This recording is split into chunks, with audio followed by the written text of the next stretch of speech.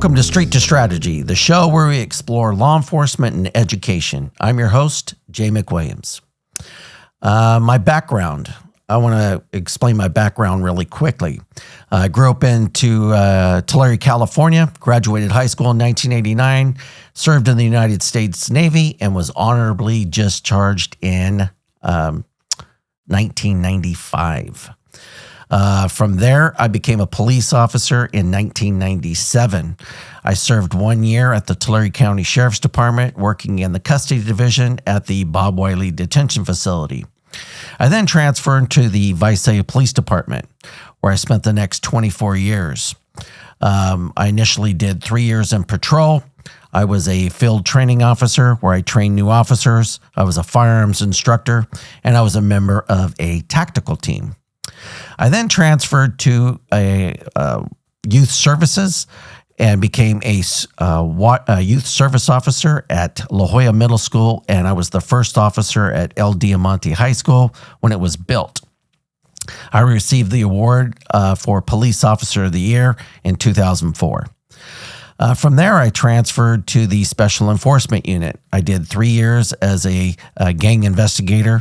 I was tasked with fugitive apprehension and gang suppression. I then completed 1 year in Magnet, which is a multi-agency gang enforcement team, and we did gang suppression and fugitive apprehension throughout the county. I then transferred back to patrol for 2 years. I finished up my education. I hold a bachelor's of science in criminal justice management. From there, I transferred back to schools. I was a school resource officer at Redwood High School for 2 years. I hold the record there for arrest. I arrested about 200 students in about 2 years. From there, I went back to patrol for about a year, and then I became a detective in the commercial policing unit. I was assigned to a major thoroughfare in Visalia, my hometown, and I arrested about 600 people in about 2 years, most of them for petty theft, burglary, and other drug offenses. From there, I went back to I was assigned to the downtown area, which is the crown jewel of Visalia. And then I became an officer at the San Luis Obispo Police Department. I worked there for about 6 months. Then I transferred back to Visalia PD and finished out my career. I did 1 year in patrol, and then I finished up my career about 4 more years back in as a school resource officer. I retired the day I turned 50, and then I became a licensed private investigator. I did following around cheating husbands and cheating wives, and then I did a lot of surveillance and then some criminal defense. Then I became an officer at the Amtrak Police Department for a short time, and then I went back to school. I hold a Master's of Arts in Education and a single subject credential in English. I'm currently a licensed private investigator, and I practice in the city of Visalia. So today, I want to take you back to about January of 2005. During that time, I was assigned to the Special Enforcement Unit of the Visalia Police Department.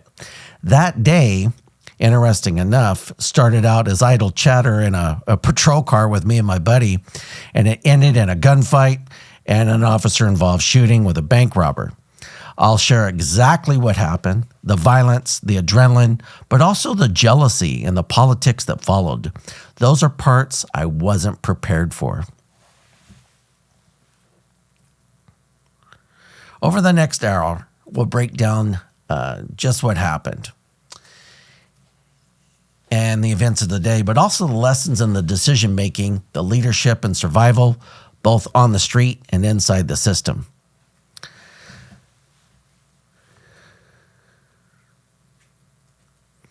Let me set the scene. It was a real bleak day in January. The rain had just cleared, the streets were still wet, and I was behind the wheel of our all-black Ford Crown Victoria, a car the gangsters had nicknamed the Black Attack. My partner was Gilbert Gibby Torres, a fellow Academy grad and my closest brother in the department. We were joking around that day, and I had said out loud, wouldn't it be great if we got to a car chase that ended up in Delano? For reference, Delano's about 30 to 35 miles away.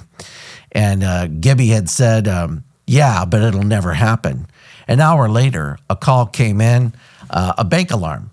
Now, usually about bank alarms, what a lot of people don't realize is a lot of them are false alarms. The teller hit the button on accident or pulled out the money that they use as a decoy on accident.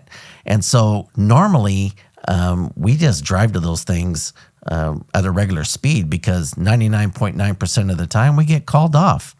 However, on this particular day, I'll never forget because over the radio, dispatch said there were 3 armed suspects that were walking out of a bank, and they had gotten into a black Mustang 5.0. Suddenly, the impossible became the reality. Have you ever had that moment, the one where a joke or a casual thought suddenly turns into the real thing? What stakes you couldn't even imagine, right? The chase was chaos.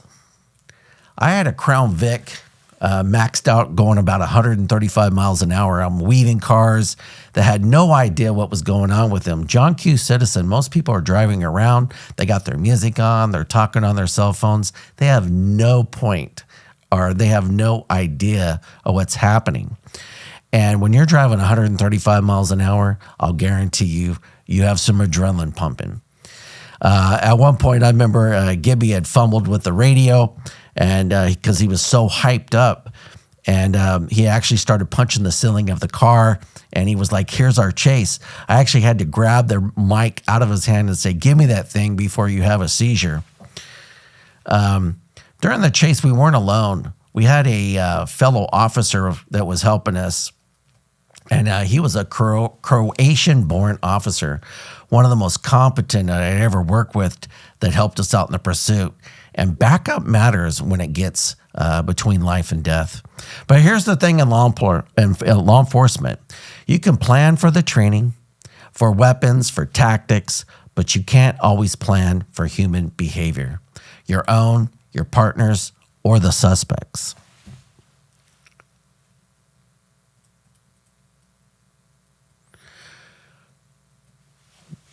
We chased the suspects from Visalia to Tulare, which is about 10 miles. When the suspects hit the city of Tulare, they misjudged a ramp that they were going at over 100 miles an hour. Now, what they didn't know, that was a hairpin curve. I used to live on that street, so I knew that that street was a hairpin curve. It launched their car about 8 feet in the air, and I'm not going to lie, that was some pretty cool shit to watch. They actually ended up hitting a fence, and then they wrapped up in a chain link fence. Once they bailed out of the car, we chased. They scaled a chain link fence. One of them, wearing a bright orange hoodie, turned toward me. I didn't know if he was going to shoot me, but in that split second, I fired. My Sig Sauer 357 roared, and I emptied the magazine. The suspect went down in the freeway. Here's where the story takes a turn most people don't expect. The real battle wasn't just the shooting. It was everything that came after. The jealousy from a supervisor, the politics from leadership, the Miranda warning read to me as if I were a criminal. This is a side of policing people never get to see. The investigation, the isolation, the feeling that your own department may just be as dangerous as the streets that you patrol.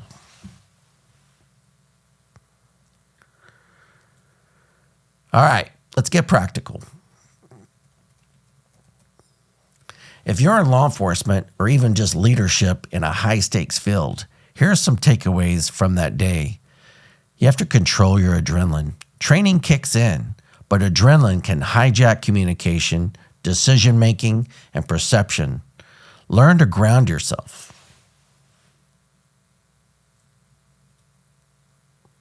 Expect politics. After any major incident, people show their true colors: support, jealousy, ambition. You need to be ready. Document everything. Accuracy in the aftermath protects you from more than anything than the bravado of the moment. Take care of your head. A psychiatrist cleared me, but really helped me accepting this. Danger is part of our job, and you can't let it haunt you. Brotherhood matters. That day, Gibby and I went through fire together. You have to trust in your partner, and that is priceless. In the aftermath, the suspects turned out to be seasoned bank robbers out on parole who had already terrorized innocent people. But the wildest part was when Gibby called me later from the hospital and said, "Hey, that suspect you shot, he's actually a decent guy." I laughed and snapped back, "Gibby, that's not what I want to hear. I want to hear that he's a mad dog killer. I didn't want to shoot a nice guy. I want to get the worst people off the streets." Sadly enough, in society, there's a lot of people that can or won't protect themselves. I was born to be in service of others, and I take that very serious. And it was something in me that I've had since a little boy. And I've always born to protect people and to be there for others when they can't be there for themselves. The moment says something about how we cope. Some of us harden, some of us humanize, but both are ways to survive. And survival, whether on the street, in a courtroom, or inside an organization, is what this podcast is all about.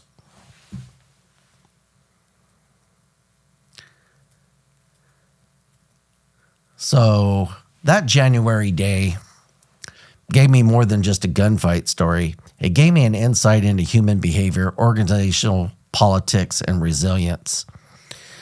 What was interesting about that day was I remember my supervisor arrived on scene, and the first thing he said to me was, "Go stand over there and don't talk to anybody." And the way that he spoke to me, it almost was like I was a piece of trash or garbage. I already didn't like him, but that just cemented it for me. I had just been through one of the most traumatic things that a law enforcement officer can go through, and now he's treating me like a bad guy already. So once another supervisor arrived on scene, who I'll refer to as BW, who I'll always love, treated me with such kindness and understanding and actually drove me back to my agency.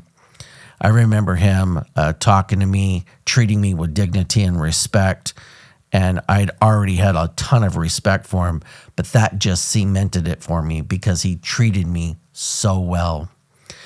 When I got back to the PD, interesting enough, who was waiting for me? A phlebotomist. So then they draw blood from you to make sure that you don't have any drugs or alcohol in your system. I wasn't worried about that, but nonetheless, a lot of people don't realize that part of it. Then we had to call an attorney, and my attorney was in Fresno, so that's about 45 miles away. So now I have to wait about anywhere from 45 minutes to an hour for my attorney to arrive.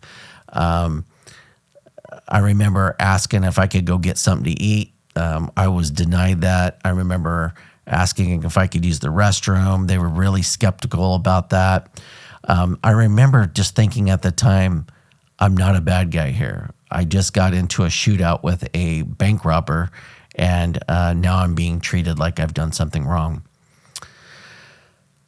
Once my attorney got there, it got even scarier. I had my rights read to me. And interesting enough, what a lot of people don't realize, as John Q. citizen, if you have your rights read to you and you say, "I don't want to talk," then it's over. Law enforcement can't ask you any questions. So they read me my rights. I ended up invoking my Miranda rights, which meant that I didn't want to say anything without my attorney. And then they read you something called a Liebarger statement, which says this: "We're now ordering you to talk. And if you don't talk, you could be disciplined up to and including termination." I'll never forget that day because I remember my chief showed up and said something kind of off the cuff that said, "Only you know if this is a good shooting, Jay." I knew I had done the right thing. However, when you make statements like that, it was really scary. I also remember that day that one of the assistant chiefs from the district attorney's office, he rolled up, and I remember him walking up to me. I stood up, and he gave me a big old hug and told me, "Outstanding job." And I remember looking at my chief thinking, you know what, Chief, this is what you should be doing. We had just put our lives on the line protecting the citizens of Visalia, and now we're being treated like we're suspects. Interesting enough, the district attorney investigator that came and interviewed me that day was a former Visalia PD officer. After leaving the district attorney's office, he actually was my partner in the gang unit. But that day, I'll never forget, he actually read me my rights per Miranda. And it's scary as a police officer having your rights read to you. That's what a lot of people don't realize. I didn't have a problem telling them what happened, but it's still scary to have your rights read to you. After, I remember he interviewed me for about an hour. We went through, where I was at, which way I was facing, how many. I remember them counting the bullets in my gun and asking me how many rounds that I had fired. What was scary is, nobody is counting off each time you're pulling the trigger. But I had said somewhere in the range of about 4 to 6 times that I had fired my weapon. Then they said, no, you fired 8. Well, again, during a gunfight, nobody's counting their rounds. And so there was that. And then, which way were you facing? What were you thinking? What was the weather like? What was your footing like? What was your backdrop like? There was so many questions that they were throwing at me. And, I was answering them rapid fire. To any officer that ever goes through this type of thing, my best advice was give yourself a day. I remembered more the next day than I remembered the day of. Adrenaline is real, and PTSD is real. And so I tell people, that day was so illuminating to me in so many ways. People that I thought had my back didn't, and others who I had limited contact with treated me with such dignity and respect and showed me love that day that to this day I still love those people. Are you bothered by leg veins of any size, or is leg swelling or pain bugging you or someone you know? I would recommend that you make an appointment with our friends at Sequoia Vein and Wound to take care of it. With a friendly bilingual staff and their years of experience, they are happy to help resolve those issues. Give them a call to get a consult at 559-713-6478 and tell them that Jay Mac sent you. My challenge to you this week is simple. Think about your own high-pressure moments. How did you respond? What politics or hidden dynamics shaped the outcome? And what would you do differently next time? In my law enforcement career, I responded to about 100,000 calls for service. I wrote about 10,000 police reports, and I arrested about 3,000 suspects. I've pointed a handgun at more than 500 people in my career. I've only gotten to one shooting. However, I've been in 6 other incidents where an officer has fired a gun less than 3 to 6 feet from me. So I've seen so many shootings, stabbings. I've been to every type of call you can respond to. For me, what kept me alive and kept me great was my sense of humor. I always say I was blessed with something a lot of cops don't have, and it's called a sense of humor. A lot of the guys I worked with were wound way too tight. They let the job kind of eat them up. I never did that. I wanted to come out, protect my community, have a good time while I was doing it, keep a good attitude, which is hard to do. Most cops will tell you this. We don't stress out about going out and dealing with suspects on the street. Our stress comes from the internal. I've seen so many cops get terminated, injured, prosecuted. I have a lot of pride that I lasted, 24 years in law enforcement. I saw so many guys that didn't make it more than 1 year. Interesting enough, just to give you kind of an anecdote to show you what I'm talking about. The day I graduated the police academy, there were 44 of us standing in the ranks. And I remember this sheriff's department captain showed up, and he made us all stand at attention. And then he said, the first row, have a seat. And he goes, you first 11 guys, he goes, you guys represent the people that will get fired in your first 1 to 3 years. You were never meant to be a police officer. You've wasted your time and our time. He goes, the next 11 guys, you guys have a seat. He goes, you guys are the guys that might make it 5 years. If you're lucky, you'll make it 10. But you'll get arrested for DUI, domestic violence. You'll get stressed out. You'll become disillusioned. You were never meant to be this job, and good riddance. He goes, the next 11 guys, you guys sit down. He goes, you guys are the guys that might make it 10. You might make it 15, but you'll get arrested. You'll get terminated. You'll get injured, and you were never meant to be in this job. So now there's 11 guys standing up, and I'm in that back row. I remember he said half that row sit down. So about 6 guys sit down. There were 5 of us standing. He goes, you 5 guys represent the 5 guys in this class that'll make it to retirement.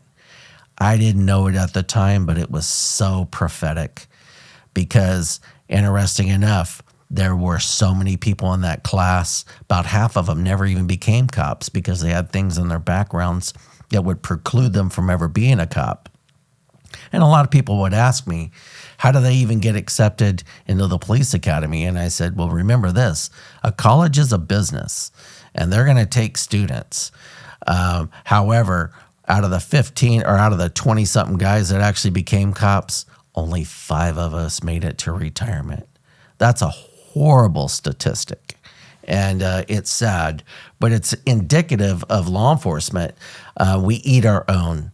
And it's sad when something needs to be done about it, because even right now, we have a major, major hiring problem in law enforcement. People don't want to do it anymore. And for me, I came under the old classic retirement system, which was 3% at 50, which every year that you serve, you earn 3% of your pay. So for me, doing 24 years, I left with about 72% of my pay. But now the new officer that gets sworn in, he's got to go to 57. So to put that in perspective, an officer at 21 years old that gets sworn in, he's got to do a 36-year career. Do you know how many people are going to make it that far? 0. It's going to be, law enforcement's going to become a transient profession.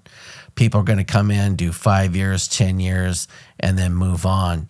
And it's scary because we're losing officers to other professions, but I've saw so many cops that have self-imploded.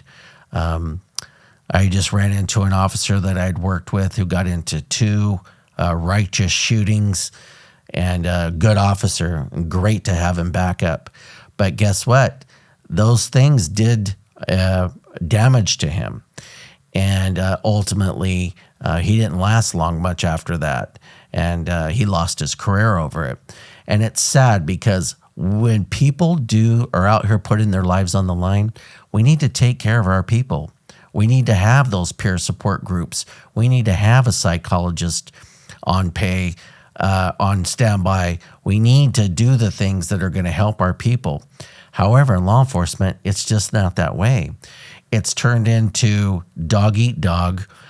There's this big line in the sand between our administration and the field guys, what we call the line officers. There's this big distrust because we've seen so many officers get terminated or get in trouble over the slightest thing. Body cams have helped. Body cameras are kind of a double-edged sword. I like the fact, I want us to be transparent, right? And I don't think we should be hiding anything. However, sometimes people need to be told to shut the F up. And now, because of body cams, I see so many officers that let suspects just run all over them and just dictate what's going to happen. And unfortunately, there's been too many cops that have been injured or killed because they failed to act because of a body cam. In the movie Point Break, I remember Patrick Swayze says something, which is, hesitation will make your worst nightmares come true. And there's a lot of truth to that. Police officers, we get paid to act. And sometimes we get paid to not act. But when we are dealing with dangerous suspects, with weapons, with knives, a lot of people don't realize this. A suspect can close the distance of about 21 feet in about a second. And so for me, when I dealt with anybody holding a golf club, a baseball bat, a knife, a gun, I used to tell them, do not close that distance, because if they did, they were going to get shot. And, in the final analysis, I didn't get into this to hurt people. I got into this to protect people. But I think in this day and age, we've become too lax. And obviously, suspects, they rely on the indulgence of society. They want people to give them a break. And, I can tell you this, when you're dealing with people that are drunk or high or dealing with mental health issues, and a lot of times we're dealing with all three things in the same person, you have to be able to control that situation, because if you don't, I think a lot of officers have lost their lives and have been seriously injured, and that's scary. I think in my mind, I've seen a lot of cops that I knew that ended up getting out of the business because they became so disillusioned. And, even for me, and I'm sure you guys think this, how everything is so connected, right? When I got to my shooting, there was a parole agent that I had not even met, but the guy that I shot, that parole agent saw his name on the news. And 1 year later, me and that parole agent, we are partners in the gang unit. And it became so connected between us. And, you think too, how is a guy that's out on parole for bank robbery now robbing other banks? And I remember I'd already kind of had become a little leery of the criminal justice system, but that's when you realize, there's people that are just bad people out here that have no regard for other people's safety. The bank robber that I got in the shootout with, he went into a bank and put 17 people on the ground at gunpoint, him and another suspect. If you're going to do that, you are a danger to society. You are a danger to people. Another thing, people don't realize this about a bank robbery. The average take on a bank robbery is $7,000 to $9,000, right? Because you're not going into the vault. You don't have the time. People are only going to their tellers. And ultimately, when we found the money in the suspect vehicle after my shooting, what was in there? $9,000. So they put 17 people on the ground at gunpoint for a lousy $9,000. All three suspects ended up pleading guilty, and they were sent to prison. I think the guy I shot ended up getting like about 25 years. But again, if somebody's already robbed one bank and now they're robbing a second bank, should we let that person out to have a third bank robbery? Also too, you think in your mind about, and I've seen the effects of what methamphetamine does to people. People that have been up for 3 days on methamphetamine, they are not thinking the right way. I remember the suspect that I ended up shooting, they were all under the influence of rock cocaine. And, it's like you think in your mind, it's like those people are dangerous. It's like I have a 19-year-old daughter. I have a wife. They're not equipped to deal with these things. I am. And, I think in my mind, how many people have been victimized unnecessarily?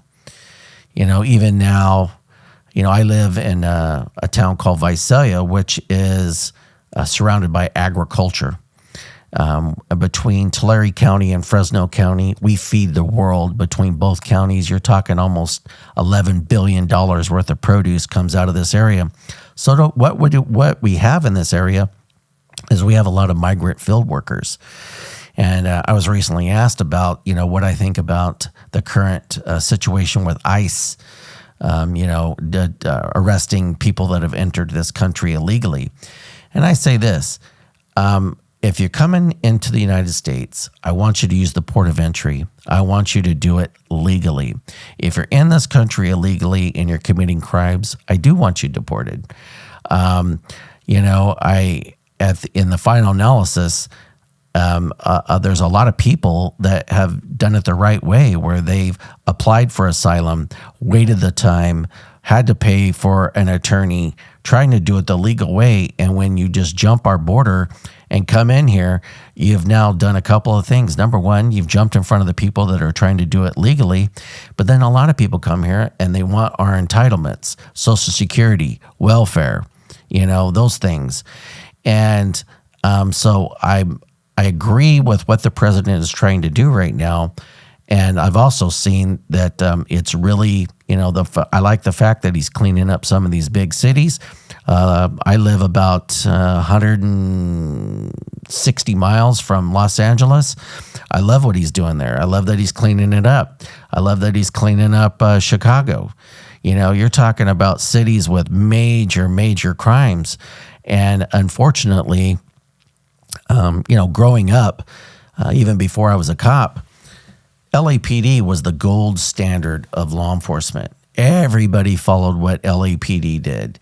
If LAPD changed guns, everybody went to that gun. Everybody wanted to have uniforms that looked like LAPD. A lot of people adopted the policies and procedures that LAPD used. LAPD has been crippled for a long time, and it's sad because you have such a major city, but they've had so much scandal. And, after the Rodney King and the OJ and, the Rampart and all the things that have happened, I feel bad because there's some great people there that are doing the work because they want to do the work and they want to do the right thing. However, politicians have truly crippled that agency. I think LAPD is about 9,000 officers. That city should have 15,000 cops easy, but because of politics, they don't. You look at New York.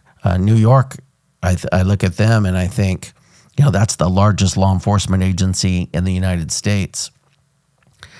But, you're trying to police a major city like that. And again, what gets in the way? Politics. And sadly enough, I think politicians have lost their way when it comes to law enforcement in a lot of ways. It's like public safety has to be one of the most important things. One thing about the city I live in that I can honestly say, we pride law enforcement in this town. There's no utopias. I don't think that there is ever going to be a utopia. But the police department gets the lion's share of the budget every year. You're talking somewhere close to probably $40 million that is put towards law enforcement in the city every year. We've reached almost 200 police officers. We have a take-home car program. They're paying well.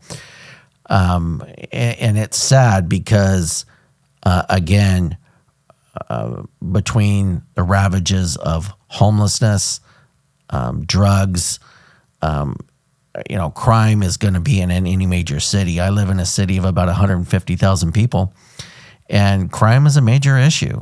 There's a lot of theft. There's a lot of burglary. The homelessness situation.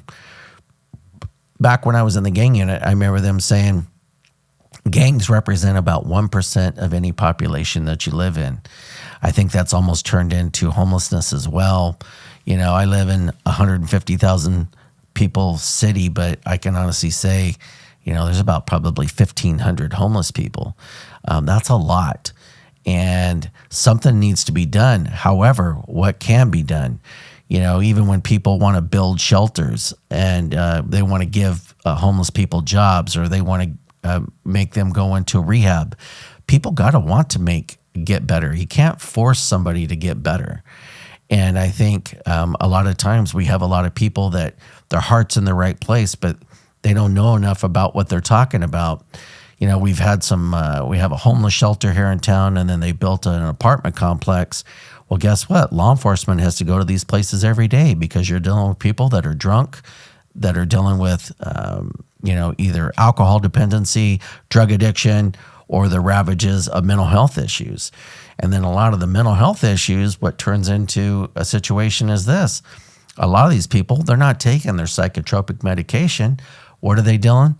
They're using illegal street drugs and self-medicating. And so when you get into those things, I think in my mind, I'm like, there's got to be a better way. And one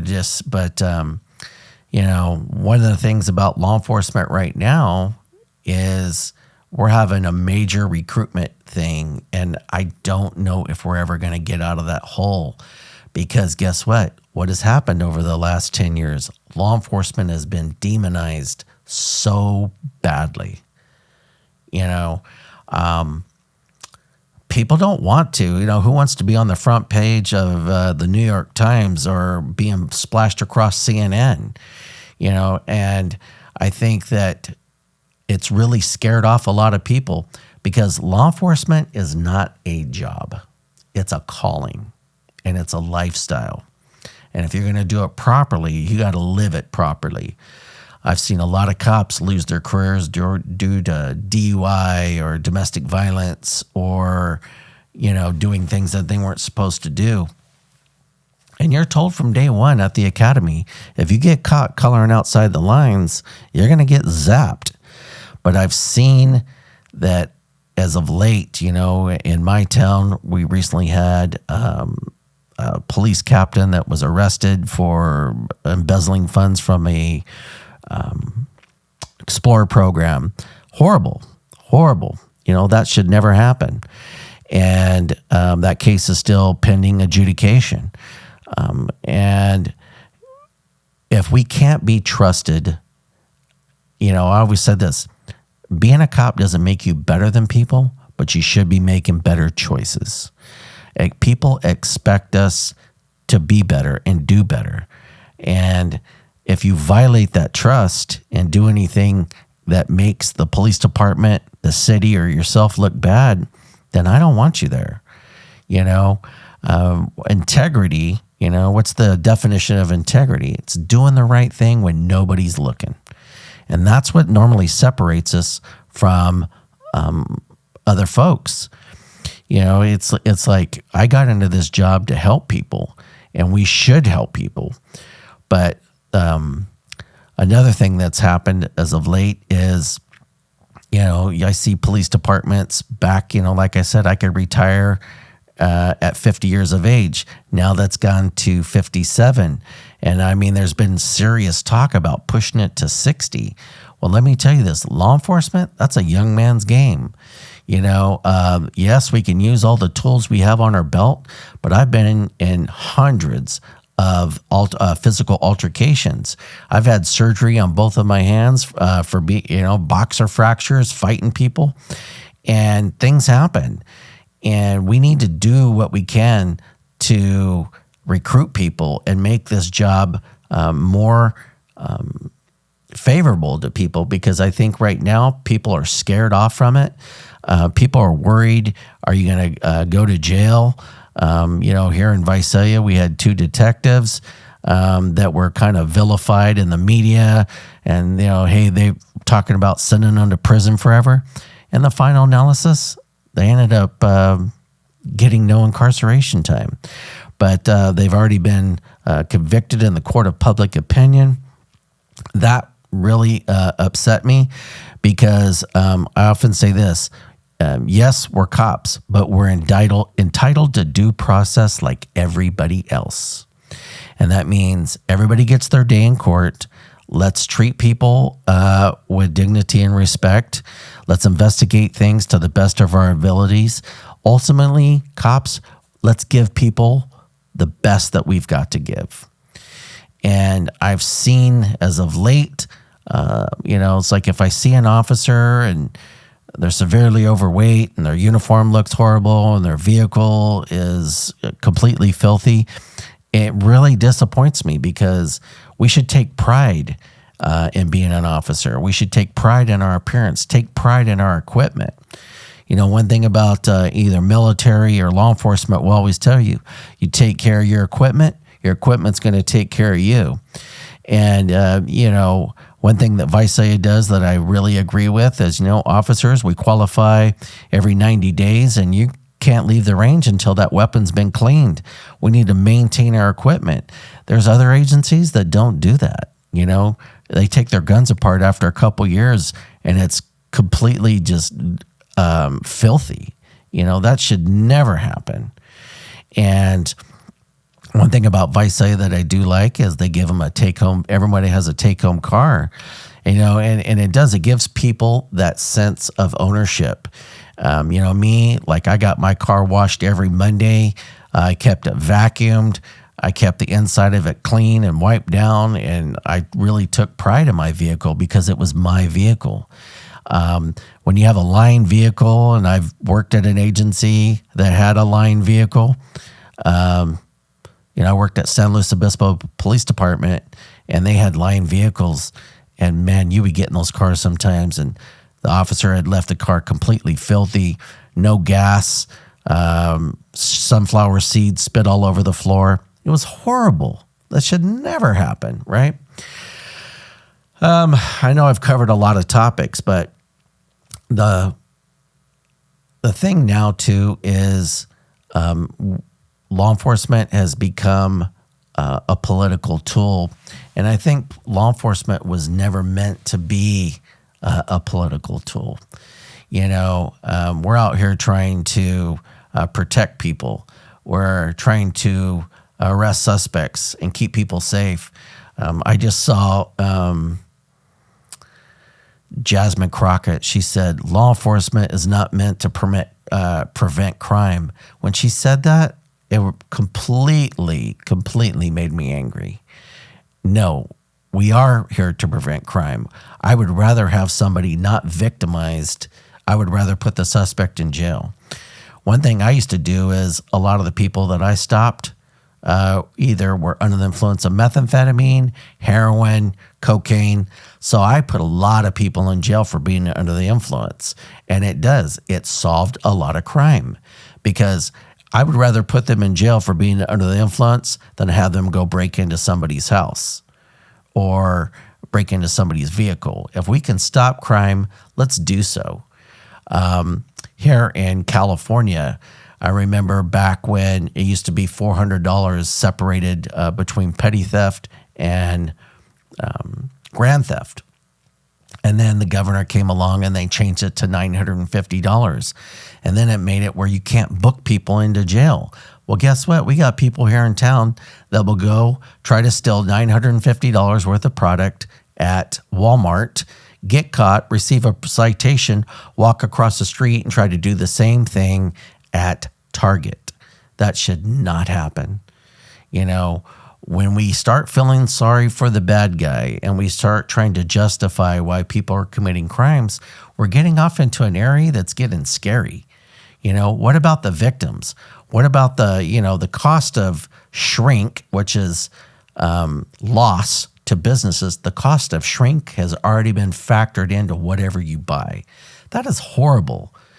We should not be responsible for paying because somebody can go in there and load up and steal product. That's horrible. And then a lot of times you get repeat offenders. They don't show up to court when they're supposed to. Then it goes to warrant. Then they finally get arrested, and then they go to court and they get limited time. That is when the system truly fails. And I've often said this. I think about our law enforcement, our criminal justice, and I think even to a large extent, our educational system, it has failed. I was recently teaching at a high school, and you have kids in there that are 16 years old that read at a third grade level. How does that happen? That should never happen. Plus, a lot of the teachers I worked around, what was scary, it seemed almost like they didn't care. And, education, I think, is the magic bullet. I think it is something that, we should put all our money into. I think education, it reverses the effects of racism, crime, and poverty, right? I think teachers should make six-figure salaries. I think we should be recruiting the best and the brightest to teach our kids, but that's not the case. When I was working in the schools, I had to deal with some teachers and that had horrible, horrible attitudes. And kids, they can tell if you care or not. They know when you're being authentic, and they can tell if you really care. For me, I have a big heart, and I wanted to help people, and I always tried to let people know that. I'm not here to be the bad guy, but I am going to hold you accountable. And if you stole, I'm going to say you stole. And if I can put you in jail, I'm going to put you in jail for it. People don't learn by looking the other way. They only learn through correction. And sometimes putting somebody in jail, going through the criminal justice system, is the way to truly hold people accountable. The DA's office where I live, I have mixed feelings about it. I have some officers I work for that are DA investigators. They don't like the agency. That should not happen. How do you work somewhere that you don't believe in and you can't support? We don't pay a lot in Tulare County. And so I think for district attorney office, what happens is a lot of guys come here, they get their training, and then they move on to some big city. And so it's hard to keep people, like a district attorney, that's the highest police officer in any county. That's an elected official next to sheriff, and then it works its way down to the chief of police and so on. And so we've got to do better. We've got to let people know there's got to be something that's got to change. I see what's happening in California, and it really, really disappoints me. I'm disappointed in my governor, Gavin Newsom. Some of his politics, I think, have really went so far to the left that a lot of us are just really tuned out. We pay godly amounts for gas here. We have over $2.20 just in taxes and gas for a gallon of gas. Midwest, people are paying $2. We're paying $5. Horrible. This should not happen. Yes, I can pay it, right? But I often think, what do people that are struggling financially truly do, right? They struggle, and we're making it harder on people. We have a high-speed rail that was supposed to get built here in California. They spent billions, hundreds of billions of dollars. Not 1 foot of track has been laid. Horrible. I mean, that should not happen. We've also taken up prime farmland to do this stuff, and it's not going to get built. Another thing, that I was just that just recently happened in politics that I can think about is the Charlie Kirk situation. Horrible situation, somebody being killed for their political views or the way that they think about things. He did not preach any type of hate. He wanted to seriously have a debate with people. I thought he was very articulate, and he gets shot. I also think that I'm a big fan of the president, and I like Kash Patel, but I do think that there's things about his shooting that we're not being told. There's some things that do not add up. I'm a firearms expert, and I could tell you, I'm looking at these things and I'm thinking, this does not make sense to me. I often say this, I may not like everything that you say, but if it's the truth, I'll respect it. And I would rather have the truth unvarnished. I also think that our country, we've become, it's become so partisan in so many ways. Let's leave politics out. How about the best person that's going to do the job for the American people? How about what's going to do the best job for our country? A lot of people don't like Trump, or they do like Trump. Personally, I really like President Trump. I like what he's doing. A lot of people don't like the rhetoric. You can't worry about the delivery when you're really trying to do some major sweeping changes. And we are, it's like to have 2 million people already deported in 9 months is impressive. Now I just saw that the governor just went and signed a bill saying that ICE can't wear face masks. How are you going to enforce that, Governor? I don't think you are. And if you can enforce it, what about they can just put on face paint? There's other things that they can do. And it's just a waste of time. I think we've reached a time of critical mass where I can't stand to watch the news a lot of days because it's just become so negative, and it's a lot of it you can just tell is propaganda. I grew up in the days of like Walter Cronkite and Dan Rather and Tom Brokaw, right? It's like they didn't tell you what to think or how to think, right? They gave you the news unvarnished, and then you made your own decision about things. And that's truly, like even when I teach, that's the thing I always say is, as being educated or being a free thinker is taking information on board and making your own decisions. Never let anybody tell you what to think or how to think. And I think too, we've also reached a time where, I didn't grow up in the age of social media, but now with all the social media, I mean, some of the stuff is just, it's interesting. It's, it's like I watch TikTok for entertainment purposes, but some of the stuff that's on there it's scary because, I think people, if they read it in the newspaper or if they see it on TV, people automatically think that it's true. Well, guess what? Not everything that you're being told is the truth, right? There's a line from a movie which is, how the heck do you know who your daddy is? Because your mama told you so. And that is totally true. It's like, hey, we're told things, but, it's like I'm willing to listen to somebody, but I also want to investigate it to make sure it's true. Yeah, and I also think too, we've also reached a time to where people think that Facebook or TikTok or Instagram or they all think that this is all fact. A lot of that is people's opinions, and people are entitled to their opinions. But when you put it in on a social media platform like that, you have to be careful because I think too, people just take it all to heart and think everything on social media is the truth.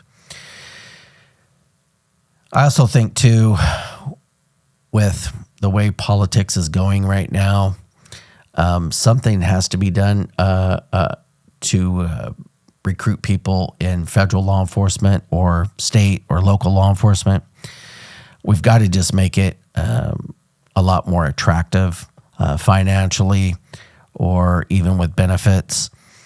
I live in a rural area, but there is a lot of small cities. I mean, you got cops out here putting their life on the line for less than $70,000 a year. That should not happen. I know small cities don't have the budgets of larger cities like Visalia, but even in Fresno, you got 500,000 people and, you got less than 1,000 cops. And yes, I mean, they can make $120,000 being a cop in Fresno, but Fresno's got major issues, You got a lot of drugs. You got a lot of gang issues. And even with, when I was with Amtrak, my office was in downtown Fresno, and the homeless situation in the downtown area is atrocious. And you just have people urinating, defecating in public. You have people laying out on the streets, sleeping in these business districts. That just should not happen, and laws have to reflect that. It's like, hey, I'm all for helping somebody, but if somebody doesn't want the help, they should not be allowed to, urinate and defecate in public and steal without any consequences and sleep out in front of a business. That just should not happen. I just think that a lot of our leaders have truly lost their way. Everyone's worried about perception. Hey, let's use the law to the letter of the law. Let's hold this accountable. Let's clean up our big cities. Like with California, think about how many people from California have left this state because of politics. I've been to a lot of states, but I don't think I've been to one as beautiful as California. I live smack dab in the middle of California. I'm about 3 hours from Los Angeles. I'm about 3.5 from San Francisco. I'm about 2 hours from the Central Coast, and I'm 1 hour from some of the biggest trees in the world. And so this state is abundant. It's beautiful, but the politics here is just driving people out. I got a good buddy of mine, a police officer here in town, a total stud, got shot in the line of the duty, took about 4 or 5 rounds to the shoulder, and came back and worked years after that. I have a lot of respect for the man, and I care a lot about him. But guess what? Him and his wife, they moved to Idaho, and they love it there. And a lot of that too, the politics of this state. I'm going to wrap this up with this. Politicians should do what they can to help people. And I think too many of our politicians have truly forgot that. How does a politician making $177,000 a year end up being worth $250 million? That should not happen. We have politicians doing insider trading that if me and you as John Q. Citizen did that, we would be in prison. But because they're elected official, they're allowed to do that. So I would like to leave you with a couple of things. Try to be the best you can and try to help people. There's a lot of people out here that need our help. I was born to help people. I was born to be in service of others. It's something that I take on board and I take serious. It doesn't cost anything to be nice to somebody. And so go out there, be a good person, be a good citizen. I appreciate you listening. If you liked what I had to say, I hope you turn in again. And with that, I'll leave you with love and laughter. And again, this is J Mac, Street to Strategy. Enjoy your day. Thank you.